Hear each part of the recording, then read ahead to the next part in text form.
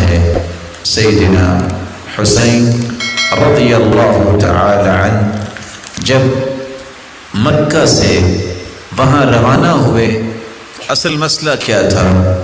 میں اختصار سے آپ کے سامنے ایک حقیقی پکچر رکھوں۔ امام ابن تیمیہ رحمۃ اللہ علیہ واحد ہستی ہیں جن نے تمام روایات کو جمع کر کے استقصاء کیا ہے کہ اصل حالات اور واقعات کے تھے۔ سب سے پہلا نقطہ، رسول اللہ صلی اللہ علیہ وآلہ وسلم کے اس پیارے پھول کو عراقیوں نے خط لکھے اور خط میں یہ کہا امیتت السنہ واحیت البدعہ، سنت ختم ہو گئی ہے، بدعات عام ہو گئی ہیں، اور جب تک آپ نہیں آتے یہ کام ٹھیک نہیں ہوگا، اور ایک صندوق بھر کے خطوں کا بھیجا۔ نتیجتاً سیدنا حسین رضی اللہ تعالیٰ عنہ وہاں مکہ سے ہی حج کے بعد کوفہ کی طرف روانہ ہوئے۔ عبداللہ ابن عمر رضی اللہ تعالیٰ عنہ کہنے لگے آپ نہ جائیے، یہ وہی ظالم ہے جنہوں نے آپ کے والد کو شہید کیا۔ عبداللہ بن عباس نے فرمایا آپ نہ جائیے۔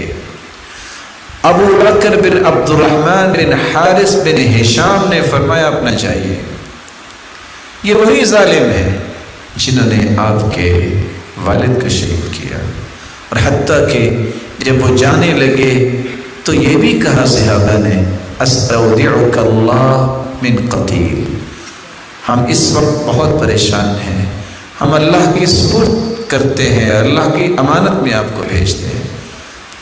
جب یہ جا رہے تھے فرزدق شاعر بھی ملا، اور فرزدق شاعر نے کہا کہ اگر مجھے یہ پتہ ہو کہ آپ رک جائیں گے تو میں آپ کی سواری کے سامنے لیٹ جاتا ہوں، آپ نہ جائیے، ان لوگوں پہ اعتماد نہ کیجیے۔ لیکن کچھ فیصلے اللہ کی طرف سے ہوتے ہیں۔ رسول اللہ صلی اللہ علیہ وآلہ وسلم کے پاس جبریل امین تشریف لائے، اور جبریل امین جب تشریف لائے تو ان کے ہاتھ میں خون آلود مٹی تھی۔ آپ صلی اللہ علیہ وآلہ وسلم نے پوچھا یہ کیا؟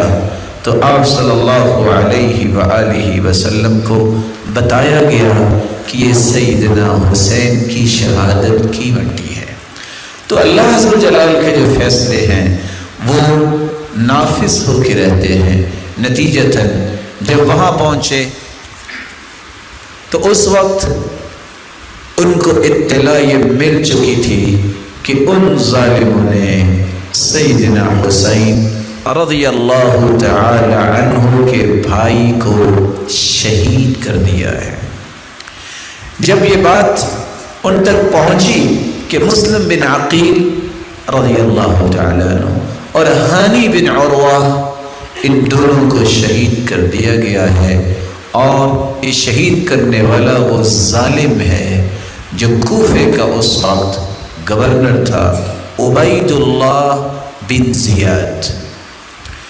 جب پتہ چلا تو آپ نے فیصلہ کیا کہ اب کیا کرنا ہے۔ عبید اللہ بن زیاد نے لشکر بھجوایا۔ جب اس کو یہ پتہ چلا کہ سیدنا حسین رضی اللہ تعالی عنہ یہ اپنا فیصلہ چینج کر بیٹھے ہیں کہ اب یہ کوفہ کی طرف نہیں آئیں گے، اب یہ کسی اور جگہ جائیں گے، جس کے نتیجے میں یہ ساری کی ساری شامت میری آئے گی۔ اور وہ سیدنا حسین رضی اللہ تعالی عنہ نے فیصلہ کیا تبدیل کیا تھا؟ 3 فیصلے تھے۔ پہلا فیصلہ، مجھے اپنے وطن واپس جانا ہے، یا او الذهاب الى الثغر، یا میں کسی جہاد کے لیے کسی سرحد پہ جاؤں گا، او اتیان یزید لمبایعته، یا میں یزید کے پاس جاؤں گا اور اس کی بیعت کرنے کے لیے۔ یہ وہ خطہ تھا جو عبید اللہ بن زیاد ظالم کو پسند نہیں تھا۔ اگر ایسا ہو گیا اس کا مطلب ہے کہ میری گردن سب سے پہلے اڑائی جائے گی۔ نتیجتاً اس نے وہاں سیدنا حسین رضی اللہ تعالی عنہ اور ان کے ساتھیوں کو شہید کیا۔ جو یہ خبر پہنچی یزید کے پاس تو سب سے پہلے انہوں نے کیا کہا؟ لعن اللہ ابن مرجانہ، اللہ لعنت کرے ابن مرجانہ پہ، یعنی عبید اللہ بن زیاد پہ، کہ جس نے یہ اتنا بڑا غلط کام کیا ہے۔